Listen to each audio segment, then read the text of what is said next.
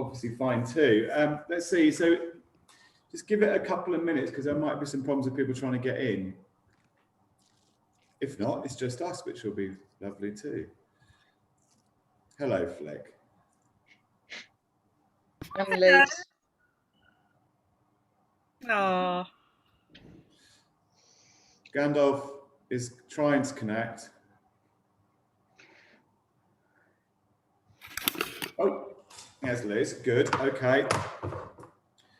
Hello, yeah. Hi. Amaya, Flick, Arthur, Letitia, Gandalf, Mikey. Hello. I think Neil's kind of floating around between rooms. No, there he is, like Mr. Ben. So, hello. I think this is a very pertinent conversation, obviously, particularly following on from your lovely presentations, your brilliant presentations. Thank you, Liz and Amaya. That was really fascinating and really interesting from different perspectives, because as we know, quite often at our industry type of events, we're thinking about touring and connecting and relationships and understanding how we sell our work, either as artists or as producers, actually, and festival organizations also. So I think what I found very nourishing and inspiring from what you both said was really looking beyond that transactional relationship we often have in the arts and thinking about what do we mean by internationalism and what is urgent at the moment. Of course, that's subjective. Of course, we are a certain type of people, but I think it's important for the industry on both sides to understand that that's what's important to artists and to programmers and producers. It's not the transactional bit. That's easy. So with that in mind, I do know a couple of people very well here, but others not at all. So I'll just quickly introduce myself. I should have done it before that little rant. I am director of Freedom Festival in Hull. Freedom Festival was founded on the principles of a festival which could celebrate the city's relationship with William Wilberforce, therefore the abolitionist movement, therefore a sense of freedom, and I think most importantly for the city, its own identity as a place which has its own identity and spirit, connected to social justice and being a bit of an outlier. Liz knows this very well, as Liz has walked the plank, managed, produced and programmed the festival for 3 brilliant years, so she knows that story very well. But it leads us to work with a festival that is very interested in these questions of connectivity, questions of why what was the fourth biggest port city in Europe at one point decides that it's a good idea to leave Europe, questions of social mobility and poverty, and I guess most importantly, change. And in 2017, Hull became the UK City of Culture. This was a fantastic achievement and moment for a city because arts and culture and artists and their narratives had a huge impact on this city. And the people of Hull, maybe they did before, I don't know. The people of Hull now really see arts and culture as something which is a force for positive change. That's a very sweeping statement because that might mean developers putting more money to build some hipster apartments on the docks to try and attract the best employees to work for a multinational company, or it might mean something about empowerment and opportunities for young people growing up in a place that is a tricky place to find opportunities. So it has many layers. So where the hell does internationalism sit within that? Why do we connect? What impact will the walk have? That's a bit unfair, we don't know. Why do we do this? I could talk for ages about this because I've got a lot of reasons why we do this. Now I'm going to quit over In Situ. In Situ European Network, 16 years old, keeps on going, keeps evolving. We're 2 of the UK partners left standing because luckily we got it ratified before the end of December 2020. So Freedom Festival and Norfolk and Norwich Festival is still part of in situ. Neil and UZ are still very much associate partners and were one of the founder members, UZ, so they're still involved in a different way. We have evolved the network for this next 4-year cycle to have a ring of associate artists, 16 of them with the 16 partners, and what we call associate citizens. And so this will make sense in terms of conversation. So the associate citizens are people who work not with the arts, but they work with creatives and artistic projects in their own field: architecture, social justice, working with young people, environmental, public realm, many, many other things. So the perception from in situ, after working with a very tricky international partnership with all these different festivals and many, many artists over the 16 years, and it always has to evolve to satisfy more funding from Creative Europe, quite rightly. It has to be more than a touring and commissioning network, because that's what the people involved want. They don't see that as enough. That's too easy, too transactional. So the conclusion was, if we bring these other partners closer to the artists, will that fast track more brilliant art in public space? And will that help artists to make that positive change and statements, particularly politically in terms of activism? Will it help them? We don't know yet. We're in stage 1 of a 4-year project. I mean, we can't even see each other in real life, so it's quite tricky to tell you how it's going. So with that in mind, can I put you on the spot, Liz, a little? Because I know you do so much different work internationally, as a teacher, as an artist, as a company, as a consultant. What is it that drives you to spend so much time and energy developing those international relationships? I will answer your question. Should we just get people to introduce themselves? Because then I suppose it's interesting to know who's in the room and their interest in this topic, and then I'll come back and answer that. Yes, Liz. So Arthur, do you want to, just because you're first on my screen and your name begins with A, do you want to just introduce yourself, and then Flick and Letitia? Sure. Well, I mean, I'm more just here to host the chat, really, and make sure that this goes swimmingly. But so I'm not really creative in the same way as you guys are. But yes, that's all from me, really. I don't particularly have anything to say on that. But Arthur, you work with digital technology, right? You work I'm a friend of Stan's. I'm a film student. I just graduated film school. That's me. Put right there on the spot. Flick. Right, he's a filmmaker. Yeah. Hi, yeah, I am. Well, I suppose for many years I've worked in device theatre and outdoor arts, sort of physical theatre, circusy, comedy stuff.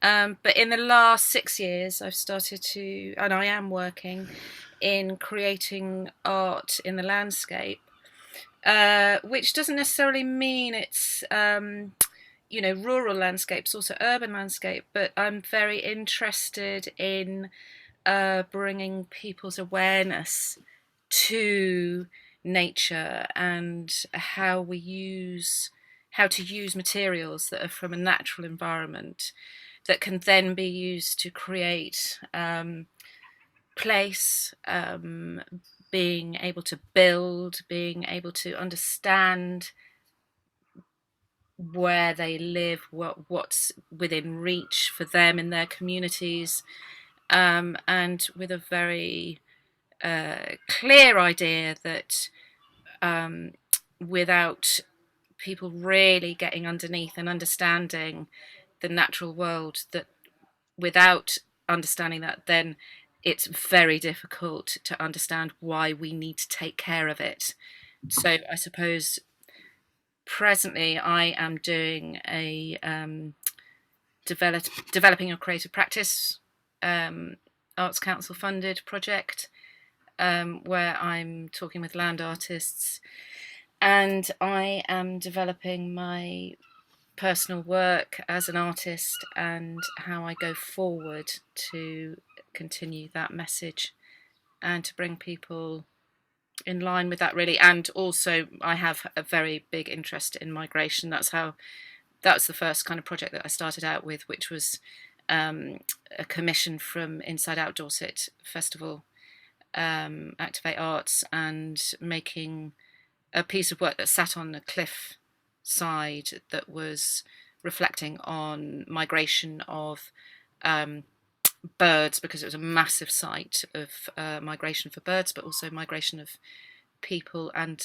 how the environment is affecting their pathways, and looking at those desire lines from people to their decisions about where they would like to go and be and feel safe, sanctuary, that sort of world. And then it's moved on from there, and I'm now developing a project called the Nest Network UK, which is built because of the pandemic, I guess. I just went for it last year and coppiced a load of hazel and built a massive bird's nest and stuck it on a National Trust site without them knowing, for people to just go and hang out and be in, and sort of just spend time trying to understand their surroundings and the importance of sanctuary. And I live in Brighton, which is a massive, the council here, they have a sanctuary by the sea, so they're very proud of that. And the idea is to take these nests out across the UK, working with people that are disenfranchised, and just starting right from understanding how to look for a hazel stand, coppicing through to building. And Will you be, I'm going to move you along because we're supposed to only have 10 more minutes left. I don't know. Oh shit, sorry. Well, no, it's not your fault. It's we could maybe push it, I reckon, to 10 past, can't we? Because we were late starting. Yeah. Okay, thank you everyone for listening to that. No, but are you thinking about that international dimension within that particular project? Yeah, absolutely. I would absolutely love that. It's just, I suppose my thinking presently is just slightly shut down because of COVID. But yeah, I do, I'm always thinking internationally, yeah. Like many of us, having to operate both hyper local right here. Yeah. While also all the time thinking about out there. Letitia, do you want to say hello? Hello. Yeah, so I'm Letitia. I work for Extracts as a project manager. I don't know if all of you are familiar with Extracts, but we're doing quite a bit of work around Brexit, and I'm leading on the work around Brexit. So we created a guide. We're going to organise some drop-in sessions for people to, gather and discuss informally about the challenges of Brexit, trying to support artists and festivals to maintain that connection and demystify Brexit in a way. So that's my interest in European connections, and I'm French, so also got personal interests obviously in all of that. That's it. Nice to meet you all. Yeah. So I'll just answer the question that Mikey posed, which is about why am I interested, and I suppose it relates back to what Amaya was talking about in her presentation about hostility and welcome. My dad was in the army, and we moved around all the time, and as a result I didn't have that many friends. I had to keep making new friends. I got interested in obviously as an adult, looking back on that experience, about being made to feel welcome or being made to feel an outsider. And of course, children do that really quickly and really easily. And they do both, they do both the welcome and the hostility. And so I think I don't particularly feel a sense of connection to anyone. I don't think of home as a specific geographical location that I grew up in. I think of home as a place where people might be. So I think that perspective around, and I suppose as an adult, I've got interested in that idea about identity and the multiple identities that many of us occupy, but also the that I realise that coming from an island, I don't have that hasn't been, you know, formally invaded. Although our football fans go and invade other locations frequently, I think that sense of you know, borders and identity is something that I've only started to think about, you know, as an adult, and I'm interested in why they matter to people, and so, and how we can challenge them or help people cross them. Actually, it's not always about getting rid of borders. Borders sometimes help people feel safe, and I think we need to think about what else might help people feel safe. And I think, you know, Amaya, what that project that you're working on, yeah. That's brilliant.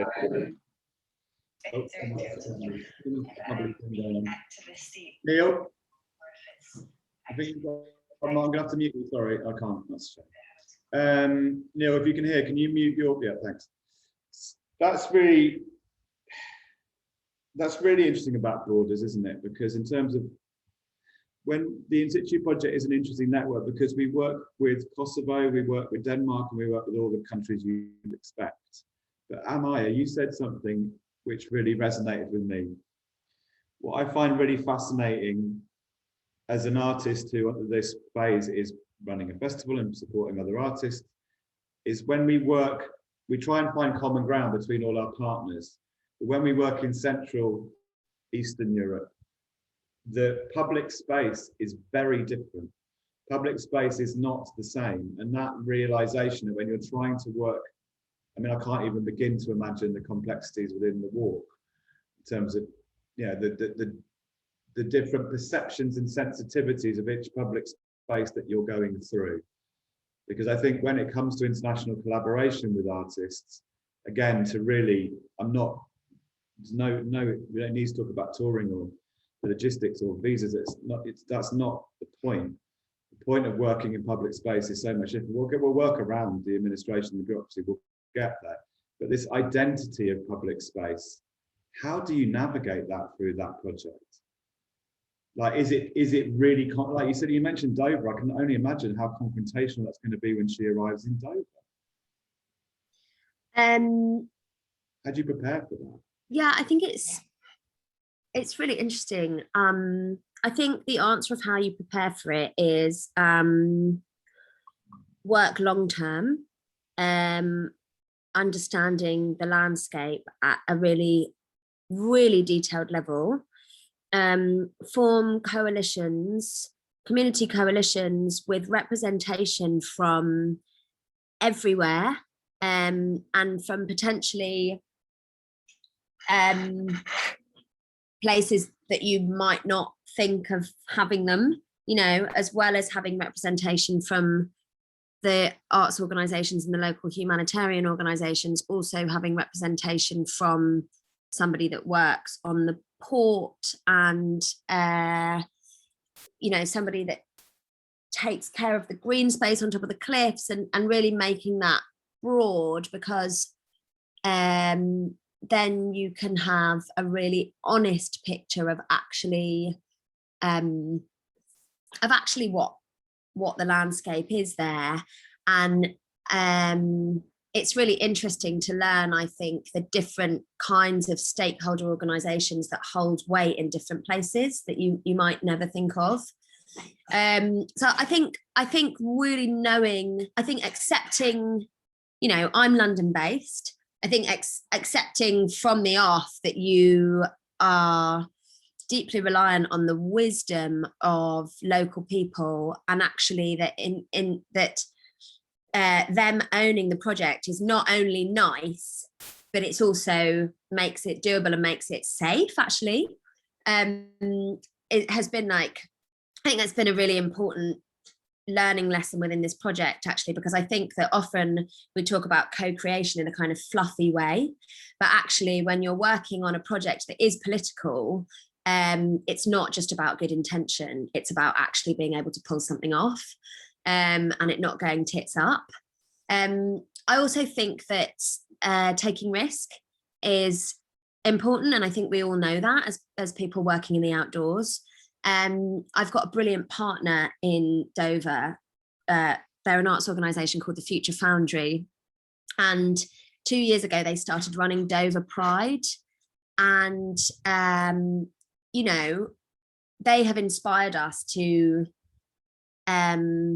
push with what happens in Dover, because Lisa, who heads them up, said, you know, everybody said to me that it would be a shit show, it would be a disaster, that, you know, the right would come out and would was all going to go horribly wrong. And actually it was brilliant, and it wasn't completely without ruffling any feather, but overwhelmingly their sense of it was, this is brilliant and we want these things to happen. And actually at the root of it, people of all worlds love coming together and celebrating and doing something for their kids and witnessing something that's joyful. And I think that's also, I think we spend so much time thinking about humanizing other communities coming from the outside. And, you know, we have a lot of focus on trying to change the narrative around refugee and migrant communities. I think we also need to really take a strong look at ourselves and think on how we need to change the narrative about our own society and communities in the UK. I think overwhelmingly, often what you encounter is a lot of class prejudice as well in these debates that roar around sort of more political art, and it's crap, you know, it's really presumptuous and our own version of othering outside of ethnicity. And yeah, I digress, but anyway, it's interesting stuff. No, you don't digress at all. It's really it's fundamental, because we're talking about public space. We're talking about ownership of public spaces. And as you talk about your community coalitions, including the person who mows the lawn on the grass verge on top of the cliff, you know, it's beyond wise. It's fantastic and very inspiring, because I think that's something that the arts sector, mainly due to the challenges of funding, let's face it, the financial situation of the arts is that we're always forming our own little silos to try and protect our little castles, to try and bring more funding in. You know, even in Neil's opening introduction today, there's a symposium about outdoor arts or art in public space. Okay, you know, so I think it's very important that we come back to that phrase of public space. We work in public spaces, therefore, if we really want to affect a different level of change, and maybe that is when the work is more political and more with a sense of activism, you're right. If it doesn't understand that community coalition and all of those people involved, it will only ever scratch the surface. So it's a tricky, challenging, ambitious, beautifully urgent thing to do. And I think when we talk about public spaces, as Flick's project, I'm sure will grow and grow and demonstrate, is that landscape, natural spaces are equally, they're the places we should be looking, because there is an enhanced COVID lockdowns, and maybe it's cliches, but more people are enjoying those landscape areas. So you've got, you know, there's people there also that you really need to involve. And one thing I always hear from our colleagues who work a lot in landscape and rural spaces is they always talk about the dog walkers as if the dog walkers are a whole other audience, so we don't normally reach in an urban setting. And it's like, oh great, we can hit, you know, I always find that quite fascinating, that there's these other it's the same people, I'm sure, but you know, so I think it's very important to keep coming back to that sense of public space. Liz Pugh. Maybe now the digital space is a more a more democratic and a space than public. We talk public space, but actually a lot of public space is owned or contested or controlled, and I think increasingly there are places online that give people a more a democratic voice than one might find in public space, and perhaps the experience of the pandemic has just accelerated that, or maybe I've only just realised that because I'm old and not a digital native. It's an interesting one, Liz, isn't it? I agree with you. It's another plane, but I was talking to recently saying it's all owned. It's a private space. It's the most owned public space we have now, because anything you say, everything we've just put onto that chat is owned by Zoom. It's not owned by us. So unless you've got your own private little channels, but you're right, it is absolutely a public space, and it's learning how to be democratic, I think, isn't it? Neil's told us we have to go back to the plenary, and Arthur put something in the chat. Is that the way to get back to the? Yes. I was just writing that. That's the link to get back. How helpful. Right. Okay, thank you. Thanks, everyone. See you in a minute. In the. It was a bit quick, wasn't it? See you in a minute. Get going. Thank you. That was really, really interesting. Great to, great voices, brilliant voices. Thank you. Yeah. Nice to meet you, Letitia, as well. Nice to meet you. Are you based in Manchester? Yes, I am. I moved here for the job, so it's nice.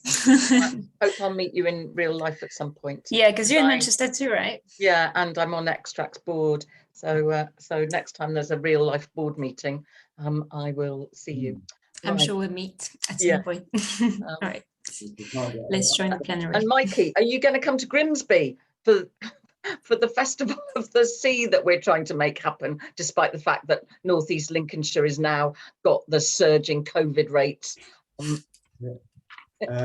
I think so. I've got to go down to see my father again next week. I'm back and forth at the moment between here at Hull and Cornwall, but hopefully I will be back by the weekend, next weekend. Well, yeah, if you are. I mean, it's really teeny weeny. I won't be able to do the launch, but I'll be, because I noticed a lot. I got the invite, but I definitely will. I think I should be back on the Saturday, so we'll come over with the girls. Yeah. Call by if you are on that. If you're driving past or something. And Flick, it would be great to talk to you at some point outside of this.